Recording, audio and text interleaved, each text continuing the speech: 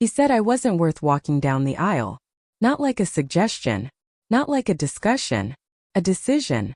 If you're here, stay with this for a moment. Grab something to drink. You're going to want to hear how quietly a family can fall apart. It started 72 hours before my wedding. My name is Hannah Carter. And I was in my kitchen packing dried flowers into glass, and this wasn't a conversation. It was a notification. I didn't move for a while. Just stayed there in the kitchen, listening to the faint sound of him still breathing on the other end of the call, like he was waiting for me to fix what he had just broken. But I didn't. I finally picked up the phone again. And that's when I heard her voice in the background. Claire. Not asking. Not discussing. Just confirming. She'll be fine, Dad. That line hit differently. Not loud. Not emotional. Just certain. Like I was already accounted for. Already adjusted for. I ended the call after that. No goodbye. Just silence. And I remember placing the phone face down on the counter like it had weight now. Like it had changed shape. Outside, the street was normal. A delivery truck passing. A neighbor walking a dog. Life behaving like nothing important had just shifted. But inside my house, something had. I went back to the table. The centerpieces were still there. 23 glass tubes. Half-finished arrangements. Lavender, baby's breath, wild eucalyptus. Things I had chosen carefully for a day that now felt negotiable. My wedding was in 3 days. And I realized I didn't know who was actually attending anymore. Not emotionally. Not structurally. Just physically. I sat down. Not because I was tired. Because standing didn't feel useful anymore. That's when my phone rang again. This time it was my mother. I almost didn't answer. But I did. Her voice came in before I even spoke. Your father told you? Not a question. Check. I said yes. There was a pause. Then she sighed like I was being difficult. Hannah, don't make this heavier than it is. Claire needs stability right now. You have your fiancé. You'll be fine. That word again. Fine. Like it was a replacement for presence. A substitute for love. I looked at the flowers on the table while she kept talking. Something about tradition. Something about understanding. Something about not creating drama before a big day. And I realized she wasn't asking me anything. Not once. Then she ended with, people will still come. That was her version of comfort. Attendance as reassurance. And when the call ended, I stayed seated. Because I was starting to understand something I didn't want to name yet. This wasn't about a wedding. It was about placement. Who gets centered? Who gets adjusted? And who gets quietly moved to the edge without ever being told why? My phone lit up one more time. A message. From Claire. Just 3 words. Don't take it personally. And that was when I knew. This wasn't the first time I had been removed from something. It was just the first time I was awake enough to notice. The next morning didn't feel like morning. It felt like continuation. Like something unresolved had simply rolled forward without permission. I woke up fully dressed on the couch. I don't remember sitting there the night before. Just the hum of the fridge. And my phone still on the coffee table like it had been waiting for me to catch up. 6 missed calls. 2 from my mother. 1 from my father. And 3 from Claire. No voicemails. That part mattered. Voicemails require commitment. Texts don't. I sat up slowly. My neck stiff. My mind still stuck in that word from the night before. Fine. I stood and walked to the kitchen. The flowers were still there. But now they looked different. Not because they changed. Because I had. I started trimming stems again. Not because I was finishing anything. But because my hands didn't know what else to do when my mind stopped cooperating. At 9:14 my phone rang again. My fiancé. Ethan. I answered before I could think. He didn't say hello at first. Just exhaled. I heard traffic behind him. Are you okay? That question almost broke something. Because it wasn't procedural. It wasn't political. It was human. I said I don't know yet. There was a pause. Then he said something I didn't expect. I talked to your father. I stopped trimming immediately. The scissors froze in my hand. What? He sounded careful now. Like he was stepping around something sharp. He said you understood the situation. That it was temporary. Temporary. That word again. Like emotions had expiry dates. Like exclusion could be scheduled. I asked him what exactly my father told him. Another pause. Longer this time. Then Ethan said. He said your sister is unstable right now, and that the family is trying to avoid escalation before the wedding. I let that sit in the air. Unstable. That word didn't belong to Claire. Not the way it was being used. It belonged to the situation, but they had attached it to her like a label. Like explanation was the same as truth. I walked to the window. Outside, someone was reversing a car too fast. A dog barked. Life still functioning at full speed. Inside mine, something had slowed down completely. Ethan spoke again, softer now. I don't think they're trying to hurt you. That was the problem. They didn't think it was hurt. They thought it was management. I said nothing for a while. Then I asked him one question. If I was the one who needed space, would they adjust like this for me? Silence. Not hesitation. Recognition. And that told me everything. He didn't answer because he didn't have to. We already knew. I ended the call gently. No anger. No breakdown. Just closure without permission. Then I sat back down at the table. The flowers were still unfinished. And for the first time, I didn't touch them, because something inside me had started to understand a pattern. It wasn't about weddings. It wasn't even about Claire. It was about how quickly I could be removed, without anyone calling it removal. I didn't leave the house that day. Not because I was processing, but because I was watching something shift in real time. By noon, my phone had started doing that thing it does when people coordinate without you. Messages arriving in clusters. Not conversations. Updates. My mother first. We need you to be calm today. Then my father. Let's not escalate anything before Saturday. Then Claire. Please don't turn this into something it isn't. That last one sat on my screen longer than the others. Because it revealed the structure. They weren't speaking to me individually. They were aligning. I stood in the kitchen again. Same spot. Same flowers. Same scissors. But now everything felt staged. Like I was inside a decision already finalized. At 1:06 p.m., Ethan showed up. I didn't hear the car. Just the knock. 3 short taps. Controlled. I opened the door and he didn't come in right away. He looked at me first. Like he was checking if I was still me. Then he stepped inside. He didn't touch anything. Just stood near the counter. Your mom called me again. I nodded slowly. I already knew that part. He hesitated. Then said, they're worried you might show up alone tomorrow. I blinked. Show up alone? He looked away slightly. Your father said it might be better if there's no aisle walk at all. That sentence didn't land immediately. My brain tried to reassemble it. No aisle walk. Not replaced. Not adjusted. Removed. I laughed once. Not because it was funny. Because it was precise. So now I don't walk? Ethan exhaled. It's not like that. But he didn't correct it. Because it was exactly like that. I walked to the table and picked up one of the glass tubes. Turned it in my hand. Slow. Controlled. You know what's interesting? I said. Nobody asked me what I wanted. Ethan didn't respond. Because he couldn't argue it. I continued. My father didn't ask. My mother didn't ask. Claire didn't ask. And now you're here telling me what they decided about my body on my wedding day. Silence again. He finally said. They think it avoids drama. That word again. Drama. Like my presence was a risk factor. Like emotion was contamination. I set the glass tube down carefully. Not angry. Not loud. Just precise. Then I said something I didn't know I was going to say until it left my mouth. Tell them I understand. Ethan looked up fast. That's it? I nodded. Because I did understand. Just not the way they thought. And that was the difference. He left shortly after. Quiet. Careful. Like the house itself had rules now. And I stayed standing in the kitchen long after the door closed. Looking at a wedding that was still scheduled, but no longer guaranteed to include me as a participant. Only as an outcome. That night I stopped pretending it was confusion. It wasn't confusion anymore. It was coordination. My phone stayed on the table. Screen down.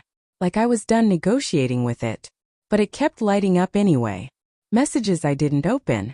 Voicemails I didn't listen to, because I already knew the tone. Controlled. Measured. Decided. At 10:41 p.m. Claire called. I almost didn't answer. But I did. Not because I wanted to, because I needed to hear how far it had gone. Her voice came soft at first. Careful. Hannah. I waited. She continued. We don't want Saturday to become complicated. That word. Complicated. A polite mask for removal. I leaned back on the couch. Did you decide that? A pause. Then she said. We all agreed. Oh. That was the first time I felt it clearly. This wasn't a series of opinions. It was alignment. A system. I asked her quietly. All of you. Decided I don't walk down the aisle?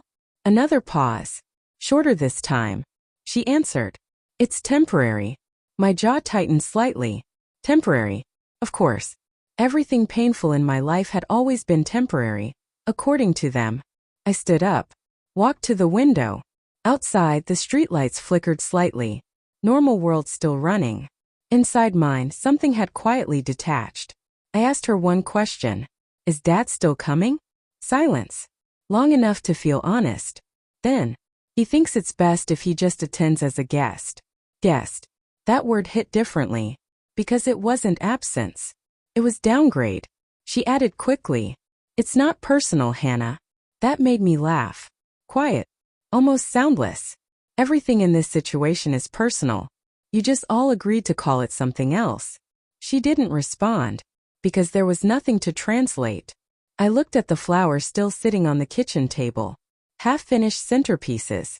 Things meant for a version of the day that no longer existed. Then Claire said something softer. You'll still have your moment. Your fiancé will be there. That line again. Your fiancé. I stood in front of the table again.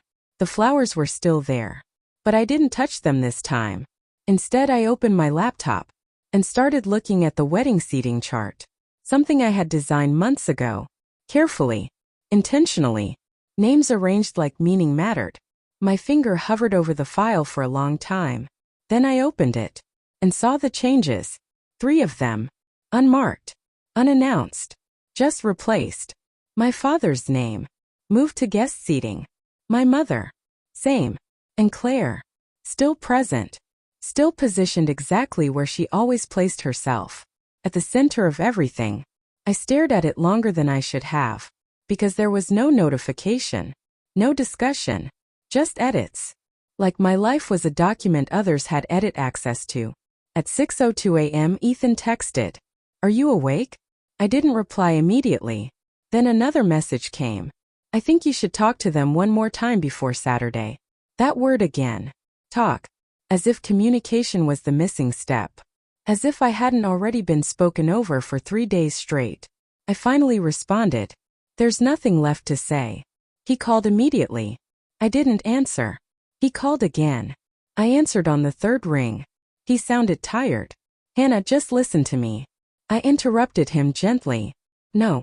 Silence. I continued. I'm done listening to people explain me to myself. That stopped him. Not emotionally. Structurally. Because there was nothing left to negotiate. He exhaled. What are you going to do? That question felt different. Not controlling. Not directive. Just uncertain. I looked at the kitchen. At the flowers. At the printed seating chart still open on my laptop. And I said, I'm going to show up. Pause. And let people decide what they see. Another silence. Longer this time. Then he said quietly, they're going to try to fix it today. I asked, fix what? He hesitated. Then, your father said he might come back to the original plan. Claire agrees. That name again. Claire's approval gate. Claire's condition. I closed my laptop slowly, and something in me settled. Not anger. Not sadness. Clarity. I said softly. Then it was never my wedding in their version of it. Ethan didn't respond. Because he couldn't argue with structure. Only emotion. And this wasn't emotional anymore. It was architectural. I ended the call. And for the first time since it started, I didn't feel like I was waiting for something to change. I felt like I was watching it finish building itself. I stopped trying to fix anything after that. Not out of acceptance. Out of clarity. Saturday arrived like a system already running without input. No new calls. No new explanations. Just silence that felt organized. At 8:12 a.m. my phone lit up once. My father. One message. We are coming. No punctuation. No emotion. Just arrival. I stared at it for a long time. Not because it mattered, but because it confirmed something I already knew. They weren't stepping into my wedding. They were stepping into their version of it. At 10:30, I arrived at the venue. No one saw me come in. That part was intentional. I didn't go through the front. I walked through the side entrance behind the barn, where deliveries come in, where decisions don't get witnessed. Inside, everything was already moving. People arranging chairs. Music being tested. Voices layered over each other in controlled urgency. Normal wedding chaos.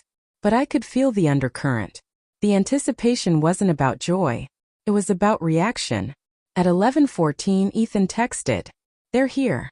I didn't reply, because I was already standing in the hallway behind the bridal suite. And I could hear them. Voices. Claire first. Soft, controlled. Explaining something. My mother replying quickly. My father quieter than both. Then silence. Then Claire again. Sharper this time. I stepped closer to the door. Not to listen. Just to confirm. And that's when I heard it. "We need to be careful how this looks." That was my mother. Then my father. "Maybe we just sit in the back." And Claire. "No. If we're here, we're visible." That word. Visible. Not present. Not supportive. Visible. I stood still. Because suddenly I understood something simple. They weren't managing my emotions. They were managing perception. And I was part of the optics. Inside, someone laughed softly. Then Claire again. "She'll understand eventually." I almost smiled at that. Eventually.